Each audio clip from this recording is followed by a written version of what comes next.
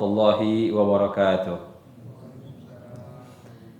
Innal hamdalillah nahmaduhu wa nasta'inuhu wa nastaghfiruh wa na'udzu billahi min shururi anfusina wa min sayyiati a'malina may yahdihillahu fala mudilla lahu wa may yudlil fala hadiyalah. Ashhadu an la ilaha illallah wahdahu la syarika lah wa ashhadu anna Muhammadan abduhu wa rasuluh. Ya ayyuhalladzina amanu taqullaha haqqa tuqatih wa la tamutunna illa wa antum muslimun. Ya ayyuhan nasu taqu rabbakumul ladzi khalaqakum min nafsin wahidah wa khalaqa minha zawjaha wa batha minhuma rijalan katsiran wa nisaa'a wattaqullaha alladzi tasaaluna bihi wal arham innallaha kana 'alaikum raqiba. Ya ayyuhalladzina amanu taqullaha wa qulu qawlan sadida yuslih lakum a'malakum wa yaghfir lakum dhunubakum wa may yuti'illaha wa rasulahu faqad faza fawzan 'azima. Amma ba'du fa inna asaqal hadis kitabullah wa khairal hadi hadi Muhammad sallallahu alaihi wasallam wa syarrul umuri muhdatsatuha wa kullu muhdatsatin bid'ah wa kullu bid'atin dhalalah wa kullu dhalalatin finnar. Ikhwah fillah rahimakumullah, saudaraku yang senantiasa dalam rahmat Allah dan mengharap rahmat Allah. Alhamdulillah pada malam ini Allah masih pertemukan kita kembali dalam rangka membahas hadis-hadis dari kitab, dalam rangka membahas ayat dan hadis dari kitab Fadlul Islam. Kita masih sedang membahas ayat dari surah Al-Hadid. Surah Al-Hadid yang ini ayat 28. A'udzu billahi minasyaitonir rajim. Ya ayyuhalladzina amanu taqullaha wa aminu birrasulih yu'tikum kiflaini min rahmatih wa yaj'al lakum nura tamsuna bihi wa yaghfir lakum wallahu ghafurur rahim. Kita sedang membahas wa aminu bi rasulih, ya. Insyaallah mudah-mudahan selesai pada kesempatan malam ini sampai wallahu ghafurur rahim. Saya baca dulu terjemahnya untuk menyambung bahasan yang lalu dengan yang sekarang. Hai orang-orang yang beriman, bertakwalah kepada Allah dan berimanlah kepada Rasulnya. Niscaya Allah memberikan rahmatnya kepadamu dua bagian dan menjadikan untukmu cahaya yang dengan cahaya itu kamu dapat berjalan dan mengampuni kamu. Dan Allah Maha Pengampun lagi Maha Penyayang. Sebagaimana sudah kita dapati dari tafsir-tafsir, dari kitab-kitab tafsir, bahwa ayat ini adalah berkaitan dengan umat Yahudi dan Nasrani, ya, yang Allah perintahkan kepada mereka untuk terus bertakwa, ya. Tapi kalau mereka berada di nubuwah Nabi kita Muhammad SAW, maka kata Allah wa aminu bi rasuli, wa aminu bi rasuli.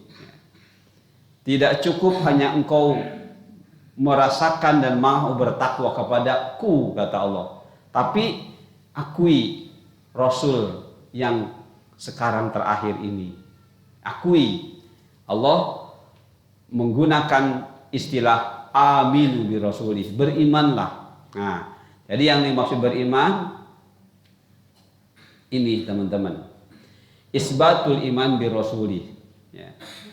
Isbat, kuatkan. Kalau memang engkau merasa bertakwa, sudah bertakwa kepada Allah, coba sekarang buktikan, seakan-akan begitu, buktikan, ya. Jangan hanya mengakui saya Muslim, saya Yahudi, saya Nasrani, beriman kepada Nabi Musa dan Isa, kepada Nabi sebelumnya. Nah, sekarang kalian berada di kenabian Muhammad, maka pengakuan kalian bertakwa adalah tidak cukup, kata Allah. Harus wa aminu bi rasulih, alias isbat. Coba buktikan keimanan tersebut. Nah, itu untuk Yahudi Nasrani. Nah, sedangkan untuk kita juga sama maknanya, isbatul iman bi rasulin. Kalau kita sudah mengaku benar beriman kepada Rasulullah, tidak cukup hanya mengatakan saya iman kepada Rasul. Ya. Tidak cukup saya cinta kepada Rasul, tapi buktikan. Nah, bagaimana cara membuktikan iman kepada Rasul? Nah, ini ya. Menghidupkan lub, alias jadikan kita seorang hamba umat Rasul yang kritis. Yang dimaksud kritis ini adalah yang tidak mudah menerima dalil-dalil yang diterima kecuali setelah melalui proses, yakni disebut dengan ittiba. Ya. Jadi cara kita beramal, cara kita mencari dasar untuk beramal adalah dengan ittiba, yaitu mencari dengan sungguh-sungguh dalil tersebut, disebut dengan ittiba. Nah, jika kita tidak melakukan hal-hal yang seperti itu, maka itu namanya taklid. Nah, berarti kita belum dianggap melaksanakan perintah Allah, aminu bi rasuli, belum dianggap seperti itu. Maka sekali lagi, hidupkan lub kita. Lub adalah nama hati secara rohani dalam tingkatan yang dasar sekali, ya. Tingkatan dasar sekali, yaitu potensi seseorang mengenali, mengetahui, memahami kebenaran. Itu namanya lub, yang nanti pada akhirnya, pada gilirannya beramal, ya, beramal. Nah, inilah lub, teman-teman. Dan Allah menyebut mereka yang kritis, yang tidak asal terima saja, ya, menyebutnya dengan ulul albab. Dalam terjemahan Al-Quran kita biasa dengan orang-orang yang berakal sehat, ya, orang yang berakal sehat. Nah, ini ulil albab, ya. Jadi ulul albab adalah orang-orang yang menghidupkan hatinya, yang potensi awal mengenai kebenaran, dengan cara bertanya, dengan cara berpikir, dengan cara berdiskusi, dengan cara membaca, dan lain sebagainya, sampai pada akhirnya mendapatkan jawaban alias ilmu. Nah, kita bisa sholat, ya, sholat dengan benar, ini hasil dari lubun. Tanpa melalui lubun tidak akan bisa, ya. Jadi tanpa kita melalui bertanya, tanpa melalui belajar, tidak akan bisa. Jadi lubun itulah proses dan tahap awal untuk nama secara rohani untuk hati kita. Setelah itu baru aklun. Nah, aklun untuk ilmunya. Sebutan aklun ini enggak sembarangan, teman-teman. Sebutan aklun ini adalah untuk hati secara rohani ketika ilmu yang sudah diterima, ilmu yang benar dari Al-Quran, dan dipahami dengan benar juga. Jadi bukan asal menerima, dipahami dengan benar, ya. Sebagaimana teman-teman sudah mengetahui, cara menjaga kebenaran dan kemurnian kandungan ayat Al-Quran adalah dengan cara memahaminya ayat dengan ayat, ayat dengan hadis, ayat dengan qaul sahabat, ayat dengan bahasa Arab. Jadi tahap awal ayat dengan ayat dulu. Karena antara ayat satu dengan ayat yang lain itu ada kaitannya. Dalam surat yang satu atau surat yang sama atau surat yang lain itu ada kaitannya. Nah, itulah sistematika bagaimana kita memahami kandungan ayat Al-Quran. Nah, jadi hidupkan lubun. Jadikan kita orang kritis yang tidak asal terima, tapi harus melalui proses belajar. Kedua, bersikap hati-hati, selektif. Kapan? Ketika menerima informasi. Informasi itu calon ilmu, ya. Baik melalui pendengaran, penglihatan, perasaan. Apa yang kita terima di awal itu belum disebut ilmu, tapi disebut dengan informasi, ya. Nah, kita proses informasi ini sampai akhirnya jadi ilmu. Nah, harus seperti itu. Kemudian berupaya mencari yang benar. Selama kita ini komitmen ingin menegakkan kebenaran, pasti Allah membimbingnya. Pasti Allah membimbingnya, ya. Allah akan menjaga kita. Ya. Tapi kalau kita tidak komitmen, tidak serius, tidak akan. Allah tidak akan menjaga kita. Ya. Ayat-ayatnya sudah tersampaikan. Kemudian 3, mampu membedakan mana yang benar dan mana yang salah. Harus seperti itu. Harus sampai jadi purukon. Apa yang kita pelajari sampai jadi purukon. Ya. Sampai jadi purukon. Sampai kita bisa membedakan, oh ini yang benar, oh ini yang salah, oh ini yang harus dikerjakan, oh ini yang harus ditinggalkan. Seperti itu. Dan hal yang lain yang positif lainnya. Inilah isbatul iman bi rasuli. Ini dimaksud dengan wa aminu billahi wa rasuli. Ya. Jadi intinya aminu billah itu berilmulah. Ya. Terus berilmu. Karena beragama ini tidak akan bisa benar kecuali dengan ilmu. Ya. Baik teman-teman. Lihat ayat 122 surah Al-An'am.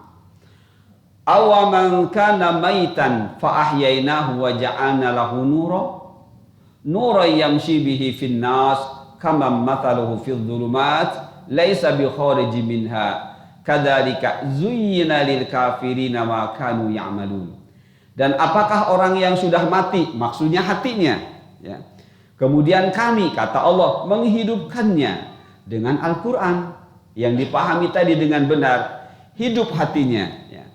Dan kami berikan kepadanya cahaya nur. Allah menyebut Al-Quran sebagai nur, ya, sebagai cahaya. Bagi siapa? Bagi mereka yang benar-benar menghendaki kebenaran, ya. Jadi nuron ini adalah sebutan cahaya untuk orang yang benar-benar mau mencari kebenaran. Ya. Dan kami berikan kepada cahaya yang dengan cahaya itu dia dapat berjalan di tengah-tengah masyarakat. Masyarakat manusia. Ini adalah lampu teman-teman. Ini sumber cahaya. Ya, jadi lampu ini sumber cahaya. Kita bisa melihat meja, kita bisa melihat benda-benda. Ini namanya nur. Ya, ini namanya nur. Itu namanya lampu diaun. Diaun sumber cahaya. Yang bisa kita lihat, kita bisa membedakan benda-benda di sini. Itu nur namanya. Ya. Jadi cahaya yang nempel ke benda-benda sehingga kita bisa membedakan benda-benda tersebut, itu namanya nur. Itu namanya cahaya. Itu namanya dia, sumbernya yang nempel di benda-benda namanya nur. Nah, Al-Quran ini sumbernya adalah Allah. Allah lah sumber dia. Ya, sumber dia. Nah, Al-Quran ini nurnya. Maka kalau kita merindukan Allah, dekati Al-Quran. Maka Allah akan bimbing. Allah akan berikan kepada kita furqan. Kemampuan membedakan mana yang hak, mana yang batil. Mana yang boleh, mana yang tidak. Seperti itu teman-teman ya. Jadi waja'alna lahu nuran, dan kami jadikan untuk orang yang seperti ini Al-Quran sebagai cahaya.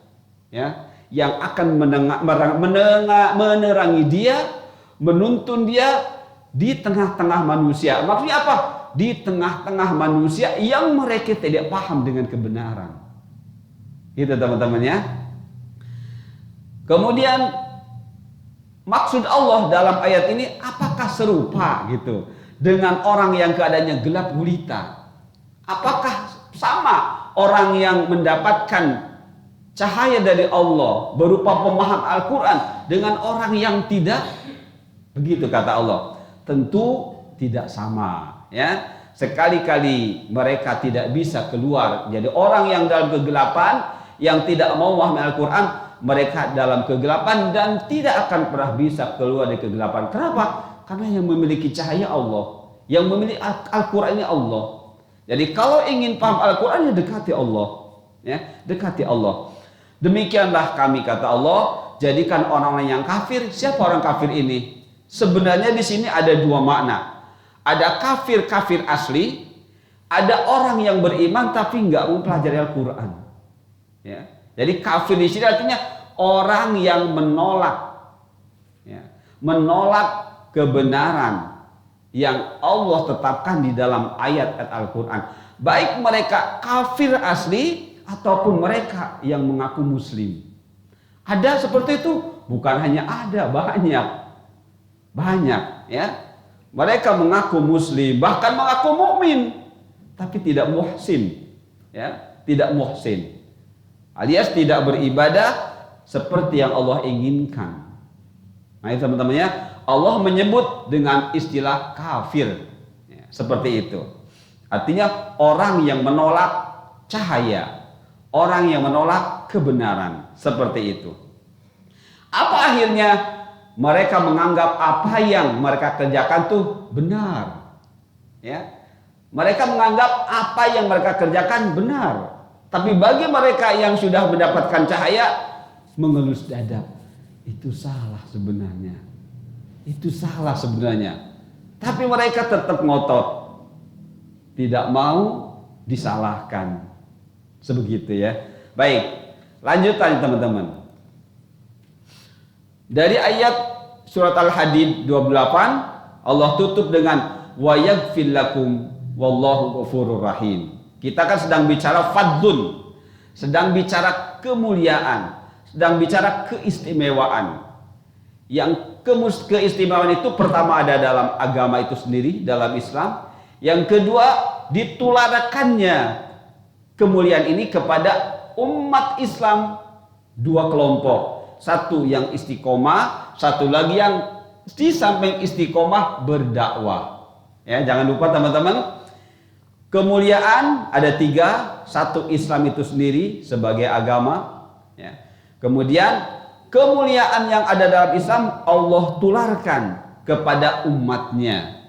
Mana umat yang mana? Umat yang satu istiqomah, yang kedua di samping istiqomah berdakwah. Mereka lah yang memperoleh fadlul Islam, kemuliaan Islam. Istiqomah artinya luzumu ta'ah, tetap komitmen konsekuen dalam ketaatan. Taat adalah at-tauhid wa ittiba sunnah. Taat adalah beribadah dengan benar kepada Allah saja, dibuktikan dengan ittiba sunnah, mengikuti apa yang Rasul contohkan. Itu istiqomah namanya.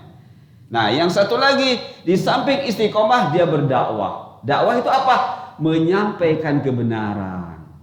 Ya, menyampaikan kebenaran kepada siapapun. Terlepas mereka mau ikut atau tidak, sampaikan kebenaran.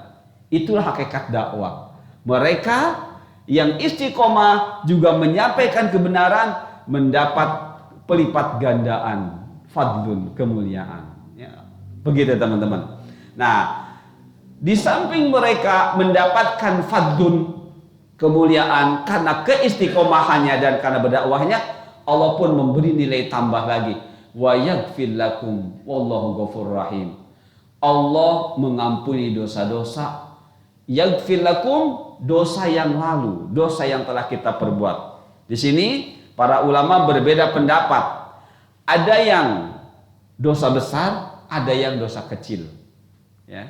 Di antara tafsir yang saya bawa sini, yaghfir lakum dzunubakum fil jahiliyah. Jadi bagi umat yang saat itu masih bersama Rasulullah SAW, ya, adalah yang Allah janjikan kepada mereka dosa-dosa yang mereka lakukan di zaman jahiliyah. Jahiliyah itu zaman kebodohan. Apa yang maksud kebodohan di situ, teman-teman? Bodoh dalam masalah ibadah. Bukan bodoh masalah dunia, bukan. Ya. Orang-orang kafir jahiliyah, mereka pintar dunia. Ya, mereka pintar, baik berbisnis, baik berperang, apapun mereka pintar. Tapi ketika diajak menyembah Allah, mereka nggak mau. Itulah yang dimaksud dengan jahil. Ya, itu yang dimaksud dengan zaman jahiliyah. Berarti bagaimana dengan sekarang? Bisa saja sama. Ya, ketika kita ini nggak mau beribadah dengan benar, kita berarti kembali ke zaman dulu waktu Rasulullah masih ada apa? Zaman jahiliyah. Ya. Jadi kata Allah, kata para mufassirin yang dimaksud yaghfir lakum ay dunubakum fil jahiliyah. Yang kedua, wa yaghfir lakum ma aslabtum minal ma'asi, apa yang telah dilakukan di masa-masa lalu. Nah, berarti buat kita ini ya, kapan kita pernah berbuat dosa? Nah, kalau kita ini istiqomah ditambah berdakwah, maka Allah berikan kemudahan dalam memperoleh ampunan dari Allah. Seperti itu. Nah, kemudian disampaikan lagi, wallahu ghafurun, Allah itu maha pengampun. Bagi siapa? Menurut siapa? Liman taba, bagi orang yang taubat. Artinya gini teman-teman, kalau kita mengakui Allah itu Ghafurur Rahim, jangan ragu-ragu untuk bertobat. Ya, jangan ragu-ragu untuk tobat. Terkadang kita suka mengatakan, Allah ampuni enggak ya dosa saya? Nah, itu berarti meragukan kemahaampunan Allah. Padahal Allah sudah mengatakan, Wallahu Ghafurur Rahim. Ghafur. Ini namanya sifah mubalaghah atau syighah mubalaghah. Ghafur ismul fa'il. Jadi ismul fa'il dan sifatul mubalaghah menunjukkan bentuk fa'il, kata benda fa'il, dan mubalaghah. Mubalaghah itu punya mana yang optimal, yang tidak terbatas. Nah, jadi kalau kita ini merasa berdosa, jangan ragu kalau Allah itu Maha Pengampun. Jangan ragu. Sebesar apapun dosa kita, yakinkan bahwa Allah Ghafur. Seperti itu ya. Jadi liman taba ala taubah. Seperti itu. Nah, itu teman-teman yang dimaksud dengan ayat ini. Diperkuat berikutnya. Ini lihat lihat hadis ini ya. An Abi Hurairah anna Rasulullah sallallahu alaihi wasallam kana yaqul as-salawatul khams wal jumu'atu ila jumu'ati wa ramadhanu ila ramadhana mukaffirat ma bainahunna idza ijtanabal kaba'ir. Dari Abu Hurairah bahwa Rasulullah sallallahu alaihi wasallam bersabda, salat 5 waktu. Nah, ingat teman. Salat 5 waktu ya. Dan salat Jumat ke Jumat berikutnya. Berarti salat 5 waktu dari zuhur ke asar, dari asar ke maghrib terus. Kemudian ketemu Jumat ke Jumat lagi. Apa kata Rasulullah SAW? Tambah lagi Ramadan mukaffirat, alat pengampunan dosa buat kita ya. Jadi sebagai wasilah, sebagai fasilitas yang Allah berikan kepada kita untuk diampuninya dosa-dosa kita. Maka kalau kita merasa berdosa dan harus merasa berdosa, mengharapkan ampunan dari Allah, hadis ini sudah memberikan kepada kita jalannya. Ayo sholat yang benar. Baik sholat 5 waktunya, sholat Jumatnya, ya, dan sholat-sholat yang lainnya. Ya. Tapi tentunya tadi sholatnya dengan benar, ya, sholatnya dengan benar. Bahkan di sini ditambah teman-teman, idza tanabal kabair, dengan syarat jauhi dosa besar. Berarti kalau kita ini masih melakukan dosa besar, pengampunan belum terjadi. Nah, tinggal kita cross check, bagaimana ya merasakan Allah itu mengampuni dosa saya. Nah, jadi kita harus bertanya. Itulah bukti kita kritis. Itulah bukti kita beriman kepada Rasul.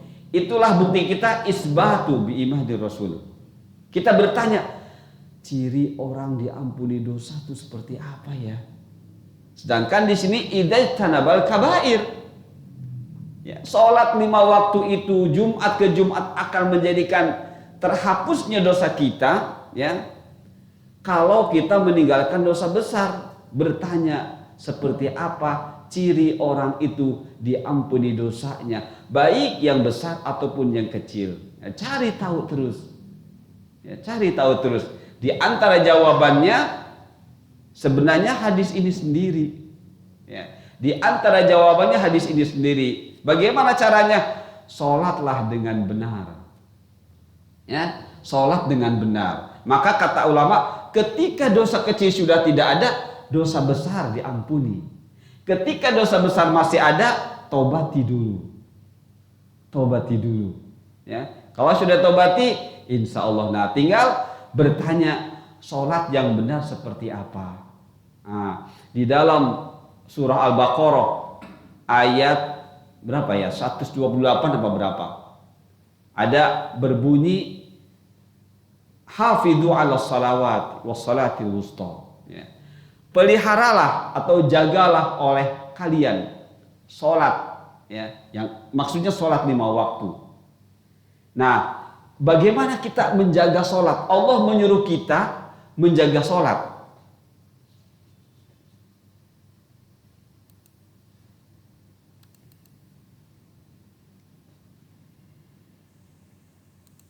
Allah menyuruh kita menjaga sholat. 128, mudah-mudahan. Betul.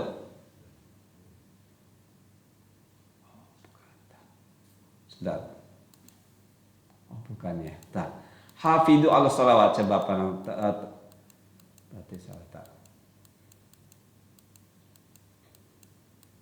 Jadi teman-teman bisa buka lagi di rumah. Yang ini dia.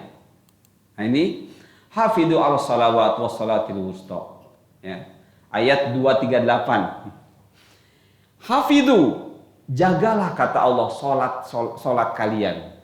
Jaga oleh kalian salat 5 waktu ini khususnya dan salat-salat yang lain. Bagaimana cara menjaganya? 6 yang harus kita perhatikan. Menurut para mufassirin, 6 bahwa kita ini menjaga salat. Pertama, wudu yang benar. Perbaiki wudu yang benar. Ya. Yang kedua, perbaiki tata cara sholat. Terus pelajari sifatus sholat. Yang ketiga, waktu sholat. Ya, usahakan sholat di awal waktu. Dan yang dimaksud di awal waktu bukan habis adzan langsung sholat. Tetap di sana ada bainal adzanaini sholatun. Dan ad-du'a bainal adanaini la yurad. Jadi tetap yang dimaksud sholat di awal waktu itu bukan azan selesai sholat, bukan. Tetap di sana ada amal-amalan, ada doa sebelum azan, antara azan iqamat, dan juga ada sholat sunnah. Ya. Nah, jadi pertama wudu yang benar perbaiki. Kemudian yang kedua tata cara sholat, biasa sebutkan sifatus sholat. Ketiga waktu sholat. Kemudian tempat sholat, maksud tempat sholat di sini di samping bersih, suci untuk laki-laki di masjid, bukan di rumah. Ya, untuk laki-laki di masjid, sholat yang wajibnya. Adapun sholat sunnahnya relatif, walaupun keutamaannya di rumah, namun jika khawatir ketinggalan di masjid maka tidak mengapa, sholat sunnahnya di masjid. Ya. Tempat, kemudian wudu, tata cara sholat, waktu sholat, pakaian sholat. Ya, pakaian sholat. Untuk laki-laki, mohon maaf, tidak isbal. Nah, ya, karena Pak Rasulullah pernah menyampaikan, Allah tidak mau melihat seorang yang sholat sementara pakaiannya, ya, pakaiannya bawahnya musbil. Musbil itu menutupi mata kaki. Allah tidak mau melihat. Allah tidak mau melihat. Nah, jadi perhatikan pakaian sholatnya. Yang terakhir, manfaat atau hasil dari sholat. Apa hasil dari sholat, teman-teman? Tanha anil fahsya wal munkar. Seseorang yang sudah sholatnya benar, Allah ingatkan bahwa Allah akan memberikan kemampuan kepadamu dan engkau harus siap menerimanya. Apa itu? kemampuan menjaga diri dari fahsya dan mungkar. Kita harus siap, kata Allah. Fahsya yang selalu saya sampaikan ke teman-teman, dosa-dosa yang berkaitan dengan dunia. Kita tidak menjaga lisan kita. Kita masih suka mencaci, memaki. Kita masih suka menggibah. Kita masih suka meremehkan teman kita sesama muslim.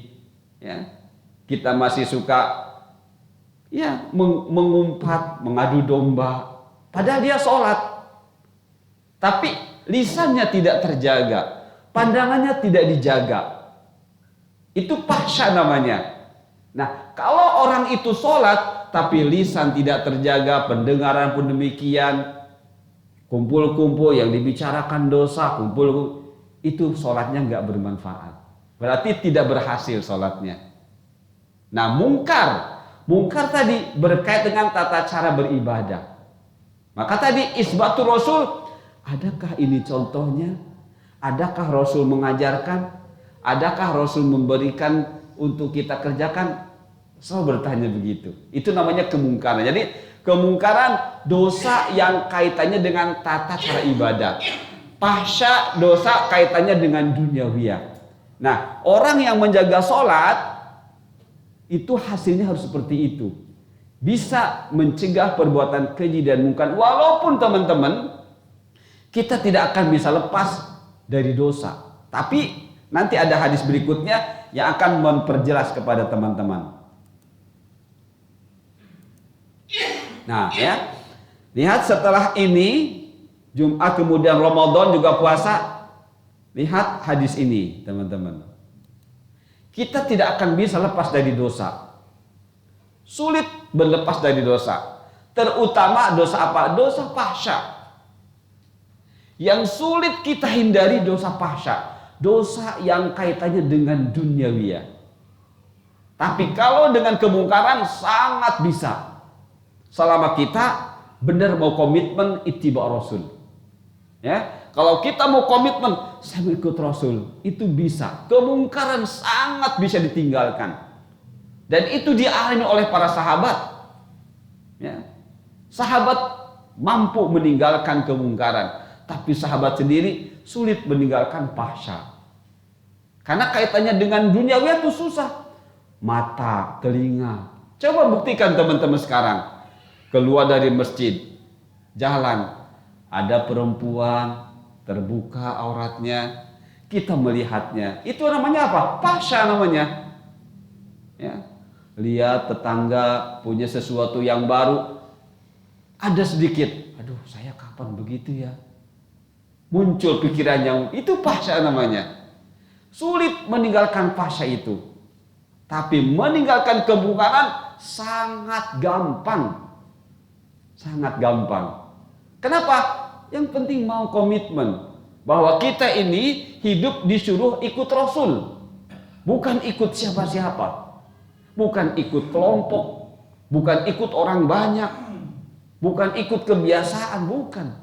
Tapi ikut Rasul. Jika itu sudah tertanam, kemungkaran bisa kita tinggalkan. Tapi ingat, fahsya tidak akan bisa.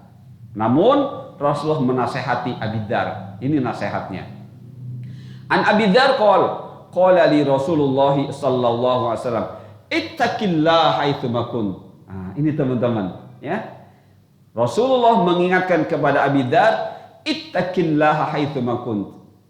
Bertakwalah kamu kepada Allah di mana saja kamu berada. Itu, ya. Bertakwa itu apa teman-teman? Beramal dengan ilmu. Itu namanya bertakwa. Kemanapun, kepada siapapun, apapun keadaan kita, tetap ilmu menjaga kita. Ya. Tetaplah engkau berjaga-jaga dengan ilmu. Ya, tetap engkau berjaga-jaga. Ini namanya bertakwa. Karena Rasulullah diutus tidak lain dan tidak bukan kecuali agar kita ini terus berteman dengan ilmu. Kepada dimanapun berteman dengan ilmu dan praktekkan ilmu. Itulah hakikat bertakwa. Nah, kata Rasulullah, seakan-akan mengingatkan jika engkau jatuh kepada dosa fahsya. Nah, Ya, dosa fahsya. Baik dosa fahsya besar ataupun kecil. Apa kata Rasulullah? Wa atbi'is sayyi'ata al-hasanah. Nah, ya. Dan ikutilah setiap keburukan dengan kebaikan yang dapat menghapuskannya. Artinya tamhua itu si perbuatan yang hasanah tadi bisa menghapus. Di antaranya sholat tadi, ya, sholat wajib, sholat sunnah, puasa, sodako, itu semua adalah al-hasanah. Tamhua akan segera menghapus dosa kita. Dimaksudkan apa? Fahsya. Dimaksudkan fahsya. Jadi kalau kita ingin merasakan bahwa kita tadi berbuat dosa dan segera kita bangkit untuk menutupinya, tinggalkan kemungkaran. Tinggalkan kemungkaran. Alias tinggalkan ibadah-ibadah yang memang ternyata Rasul tidak mencontohkannya. Kalau kita masih tetap memegang itu, fahsya tidak akan terasa. Fahsya tidak akan terasa. Ya, seperti itu. Jadi sekali lagi kita tidak akan bisa lepas dari dosa, terutama fahsya. Kemungkaran sangat bisa selama kita yakin kita akan mati.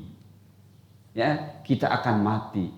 Dan orang yang mengajak-ajak kita berbuat kemungkaran, mereka tidak akan pernah mau bertanggung jawab kepada kita.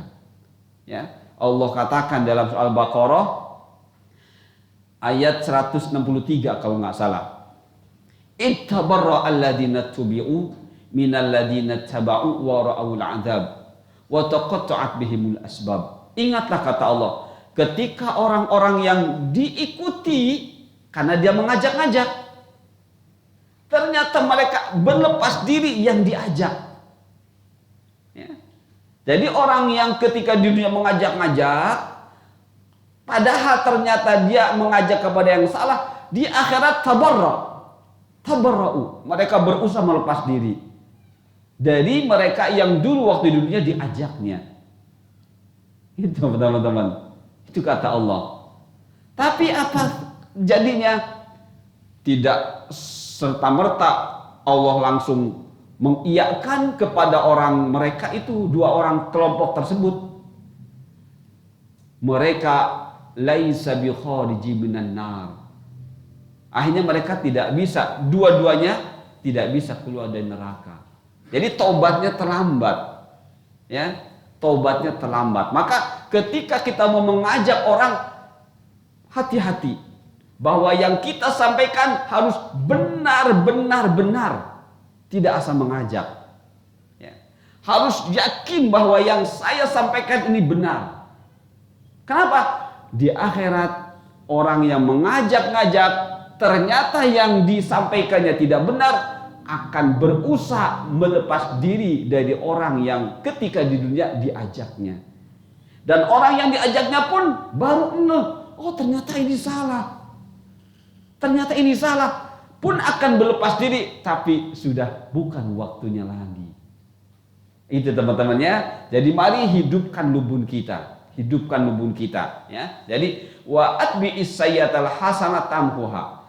Ikuti segera keburukan, perbuatan dosa yang fahsya itu ya. Tadi kita nggak sengaja bergibah, segera tobat. Ya, segera tobat. Entah dengan bersodako, entah dengan sholat, ambillah air wudhu, sholat sunnah. Ya. Wudhunya yang benar itu menghapus dosa-dosa. Ya. Dan membersihkan jiwa. Tutahhir qalb wa tuzakkin nafs. Jadi kita berwudu itu tutahhir qalb, dalam rangka membersihkan hati kita dari dosa-dosa, dari penyakit-penyakit hati. Wa tuzakkin nafs, dan menjadikan nafas kita suci. Ya. Masih ingat teman-teman? Tazkiyatun nafas itu tujuannya memperoleh nafsul mutmainnah. Ya, nafas ada 3, jangan lupa. Ada nafsu ammarah bisu, ada lawamah, dan ada mutmainnah. Yang kita perjuangkan 2, lawamah dan mutmainnah. Nafsu ammarah bisu yang selalu mengajak kita kepada keburukan, pengennya berbuat dosa terus. Pengennya begitu. Gak apa-apalah kecil ini.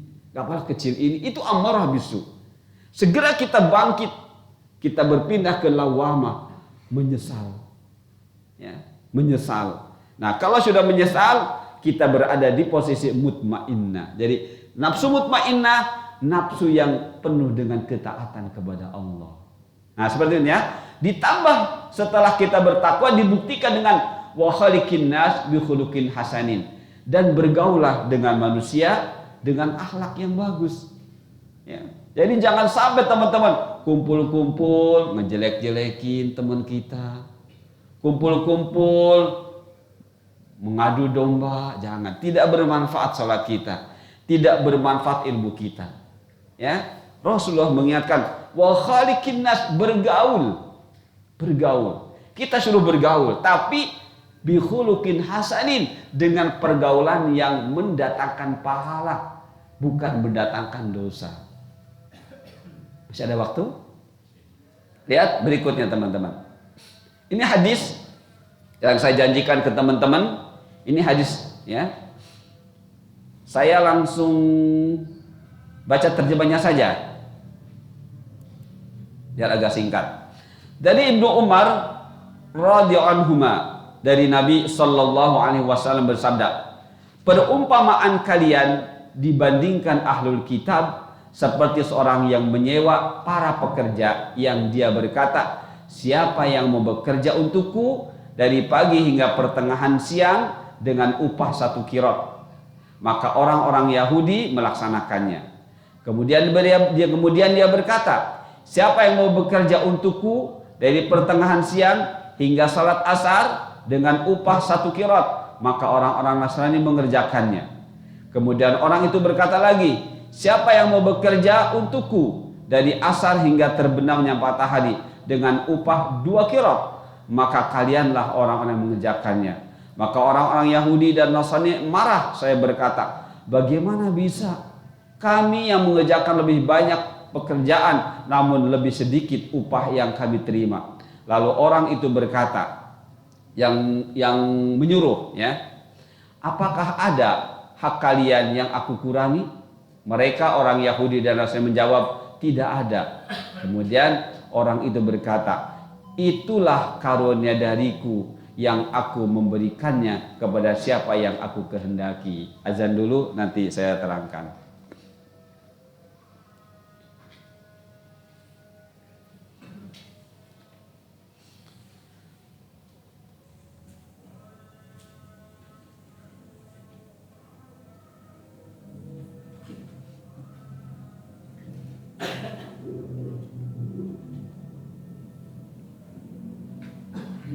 Allahu Akbar, Allahu Akbar, Allahu Akbar, Allahu Akbar. Asyhadu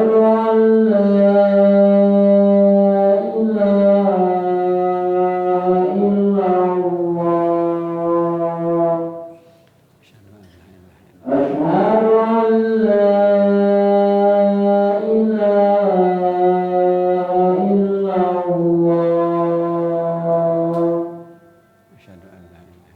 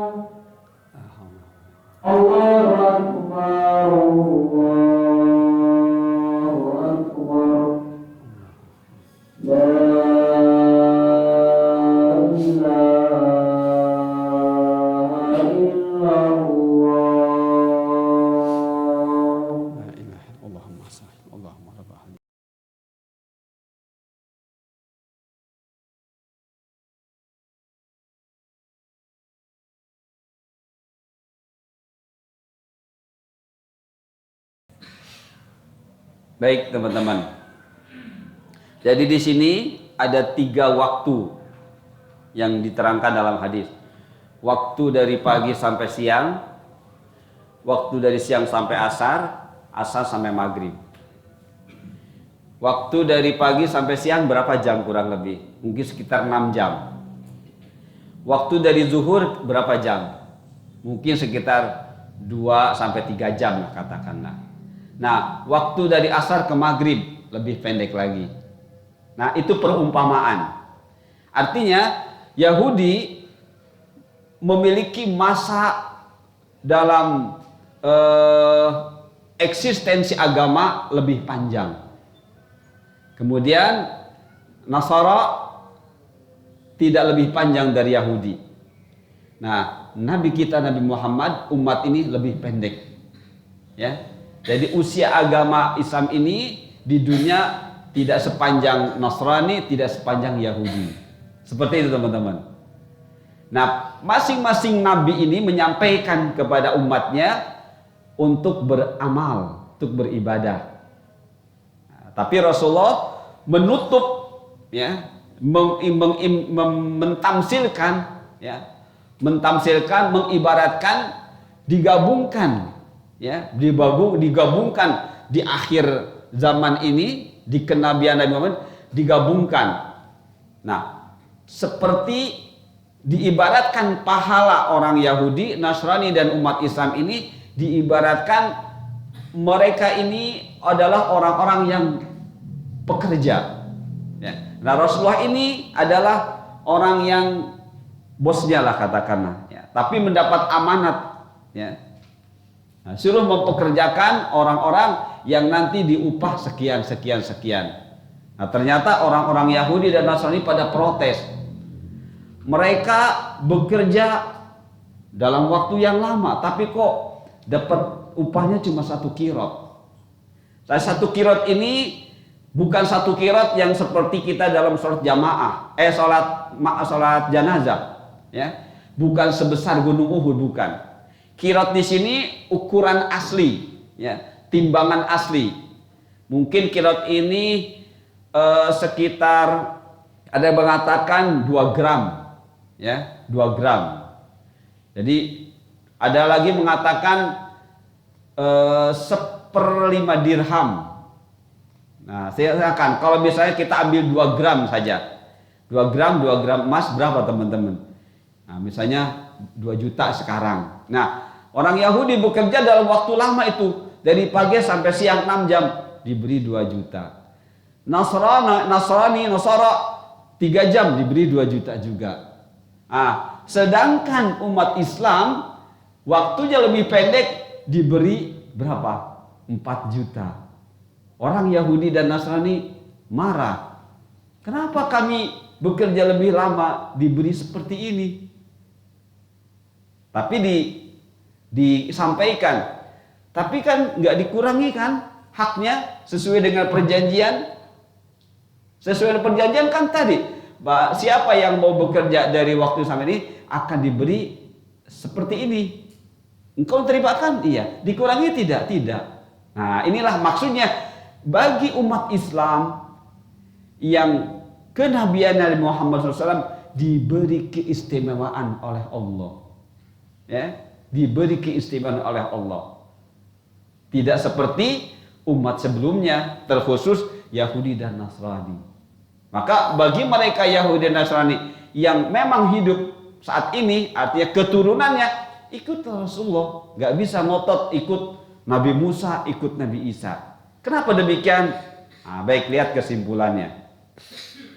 Kandungan hadis antara lain, 1, syariat yang diturunkan oleh Allah itu berada dalam waktu dan tempat atau situasi dan kondisi yang berbeda. Namun pada dasarnya adalah di atas tauhid, ya. Jadi semuanya hakikatnya agama tauhid dari awal Nabi Adam hingga akhir, ya. Hanya penyebutan agama ini Islam adalah di akhir, di Nabi terakhir. Nah, seperti itu teman-teman ya. Kedua, Allah memberi keutamaan kepada umat Rasul Sallallahu Alaihi Wasallam dalam beberapa hal. Ini teman-teman, ini harus menjadi catatan buat kita. Harus diingat. Allah memberikan keutamaan kepada umat Rasul dalam beberapa hal. Pertama, pelipat gandaan pahala. Ya, pelipat gandaan pahala. Seperti itu. Yang kedua, umat ini tidak berkumpul dalam kesesatan. Maksudnya adalah mereka yang berpegang teguh kepada syariat Islam yang dibawa oleh Rasul Sallallahu Alaihi Wasallam. Ya. 3. Sabilil mu'minin. Di dalam ayat, nanti saya sampaikan ayatnya. Yang dimaksud adalah umat Rasul yang tidak memecah belah agama sehingga menjadi kelompok-kelompok. 2.4, Allah menjadikan amal-amal ketika benar pelaksanaannya adalah ampunan dosa. Jadi hadis tadi minimalnya 4 poin yang harus kita ingat teman-teman. Ya, bahwa amal-amal kita senantiasa dilipat gandakan pahalanya oleh Allah. Coba buktikan teman-teman. Ketika kita berniat ingin berbuat baik dalam hati, saya pengen bantu dia. Dalam hati saya pengen bantu dia. Kebaikan. Ternyata belum terlaksana. Allah catat 1. Ketika dilaksanakan jadi berapa teman-teman? Jadi 10. Subhanallah. Ketika kita ada keburukan, pengen saya jengkel banget sama dia ya. Tapi masih dalam hati, tidak diungkapkan, jadi pahala 1. Ya. Tapi ketika dilakukan, dosa 1. Subhanallah, ini fadlun minallah. Ini keutamaan, kemuliaan dari Allah. Ya. Jadi kita tidak dilipat gandakan dosa ketika kita berbuat dosa. Bahkan ketika kita niat dibatalkan jadi pahala 1. Ketika direalisasikan dosa itu cuma 1. Ketika niat berbuat baik tidak dilaksanakan dapat 1. Ketika dilaksanakan dapat 10. Subhanallah. Inilah fadlun li ummati Rasul. Keutamaan untuk umat Rasul yang tidak Allah berikan kepada umat sebelumnya. Ya, baik. Kita lihat ayat-ayatnya teman-teman. Ya. Kita sering mendengar ayat wa may yushaqiqir rasul. Ini ayat sering jadikan dalil untuk mohon maaf mereka yang memperkuat kelompoknya tapi dalam amalan yang salah. Sehingga menjadikan ini dalil untuk mereka yang tidak ikut kelompok ini berarti sudah memisahkan diri dari Rasul SAW. Waliyadzubillah. Ini salah menempatkan ayat sebagai dalil. Mereka memaksakan yang bukan dalilnya untuk dijadikan dalil penguat amalan yang lemah. Namanya waham. Ya. Jadi ilmu pengetahuan ada berapa macam? 5. Ada ilmu itu sendiri, ada waham, ada dhon, ada syak, ada jahil. Jangan lupa teman-teman, ini penting. 5 macam pengetahuan. 1 ada ilmu, yaitu sifatun yang kasyifu bihal matlubu inkisyafan taman. Ilmu adalah pengetahuan yang jelas, yang tegas. Apa bukti jelas tegasnya? Mampu memecahkan masalah tuntas. Kenapa Anda begitu sholatnya? Ini dalilnya. Sudah, itu ilmu. Kenapa Anda begitu? Kata ustaz saya. Ustaznya mana? Sudah meninggal. Itu namanya apa? Waham. Waham. Apa itu? Dalil yang lemah dikuat-kuatkan. Ya. Bermanfaatkah? Tidak bermanfaat. Ya. Ada lagi zon. Kuat. Tapi ternyata tetap karena belum sampai kepada 100% tidak boleh untuk beribadah. Syak 50-50, kebenarannya 50 benar, 50 salah, juga belum boleh untuk berdalil. Dan yang terakhir jahil, bodoh. Jahil ini masih ada kemungkinan berilmu. Jahil. Lain halnya dengan safih, ya. Dalam ayat supaha, ya, supaha jamaknya. Nah, kalau sudah supaha agak sulit mendapatkan ilmu. Kalau jahal masih mendingan, ya. Jahal masih ada kemungkinan pintu terbuka untuk mendapatkan ilmu. Makanya jahal definisinya adamul ilmi bisyai'. Tidak ada ilmu. Artinya apa? Kemungkinan dapat. Tapi kalau sudah syafi, ya, di dalam Al-Baqarah ayat berapa itu ada ila supaha, hum supaha, ya. Kalau supaha itu sulit. Dia tidak pandai, tidak berusaha mencari manfaat buat dirinya. Yang ada terus saja berbuat sesuatu yang memudaratkan dirinya. Wal'iyadzubillah. Nah, ayat ini teman-teman mengingatkan kita agar kita paham ilmu, paham pengetahuan. Terjemahnya di sini. Dan barang siapa menentang Rasul setelah kebenaran baginya, setelah setelah jelas kebenaran baginya dan mengikuti jalan yang bukan jalan orang mukmin, kami biarkan ia leluasa terhadap kesesatan yang telah dikuasainya. Ya.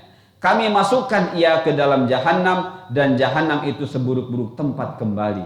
Di sini tadi saya sampaikan sering dijadikan dalil bagi mereka yang tidak mau ikut yang padahal itu salah. Karena mereka merasa banyak, ya, dan mereka mengklaim itu benar. Nah, di luar mereka berdalil dengan ayat ini. Seakan-akan kita tidak mau ikut mayoritas. Ya.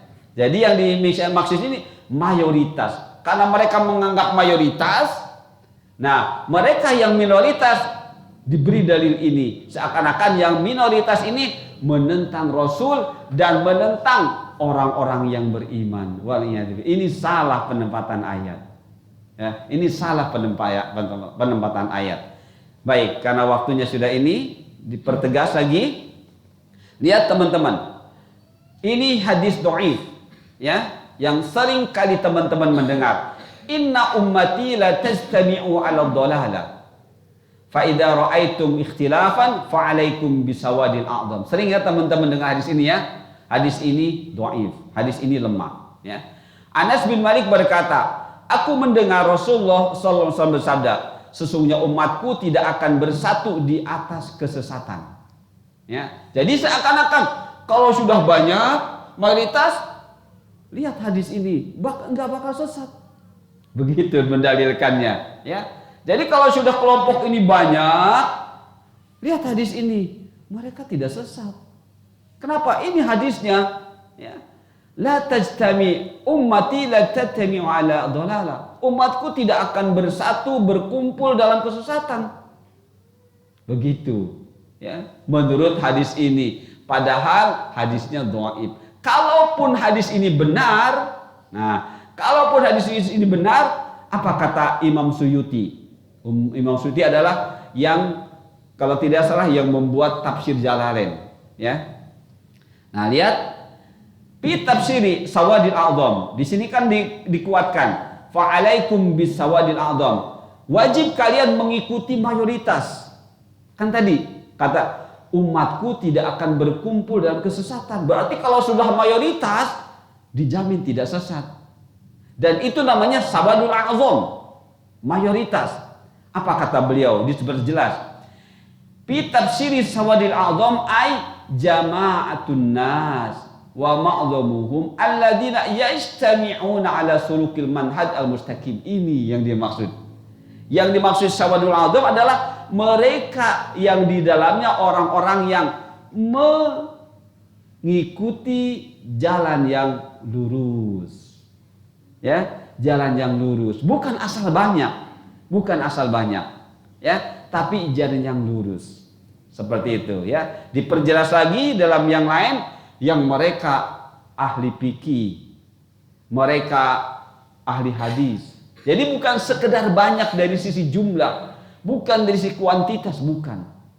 Ya.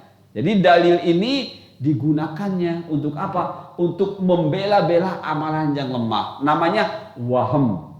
Ya. Jadi waham adalah kebenaran yang di bawah 50%, tapi dikuat-kuatkan agar amalan tersebut bisa terus eksis diamalkan. Wal'iyadzubillah. Salah. Satu lagi, teman-teman, ini An Ibni Umar anna Rasulullah sallallahu alaihi wasallam qala innallaha la yajma'u ummati aw qala ummata Muhammadin sallallahu alaihi wasallam ala dhalalatin wa yadullahi ma'al jamaah wa man sadda ilan nar. Nah, kalau ini hadisnya hasan, ya. Kata Rasulullah SAW, sesungguhnya Allah tidak akan mengumpulkan, tidak akan menyatukan, tidak akan mempersatukan umatku, atau di sini kata seorang perawi umat Muhammad, ya. Jadi perawi ini menyampaikan satu sisi ummati, sisi lain dia ingatnya apa umat Muhammad, begitu maksudnya, ya. Nah, intinya Allah tidak akan mempersatukan, mengumpulkan, mengelompokkan umat Rasul ini dolalah di atas kesesatan, ya, tidak akan. Berarti yang tadi sepintas benar, tapi hadisnya itu dhaif, ya, hadisnya dhaif. Dan wa yadullahi ma'al jamaah, dan tangan Allah ini bersama jamaah. Wa man sadda ilan nar, barang siapa yang memisahkan diri, ya, memisahkan diri dari jamaah tadi, maka mereka adalah masuk neraka. Jadi yang sekali lagi yang dimaksud jamaah di sini adalah jamaah yang mengikuti kebenaran, bukan sekedar kelompok banyak. Maka ketika kita memahami Ahlus Sunnah wal Jamaah, jamaah ini siapa teman-teman? Jama'atu sahabati Rasulillah SAW. Itu harus digarisbawahi. Yang dimaksud Ahlus Sunnah wal Jamaah. Jamaah itu siapa? Jama'atu sahabati Rasulillah. Jamaah artinya kelompok. Kelompok siapa? Sahabat Rasul sallallahu alaihi wasallam. Bukan jamaah yang seperti kita lihat, bukan. Ya. Wah, ini banyak nih. Ini secara bahasa benar. Tapi secara istilah syar'i yang dimaksud jamaah, jama'atu sahabati Rasulullah sallallahu alaihi wasallam. Baik teman-teman, waktunya sudah cukup. Insyaallah ini sudah selesai hadisnya. Berarti pertemuan berikutnya hadis yang lainnya yang ada dalam kitab Fadlul Islam, ya. Masih berkaitan dengan hadis yang ini. Itu saja teman-teman yang bisa kita bahas pada kesempatan malam ini. Mudah-mudahan Allah terus membimbing kita, Allah masukkan kita ke dalam kelompok yang memperoleh Fadlul Islam. Subhanakallahumma bihamdika asyhadu an la ilaha illa anta astaghfiruka wa atubu ilaik. Wassalamualaikum warahmatullahi wabarakatuh.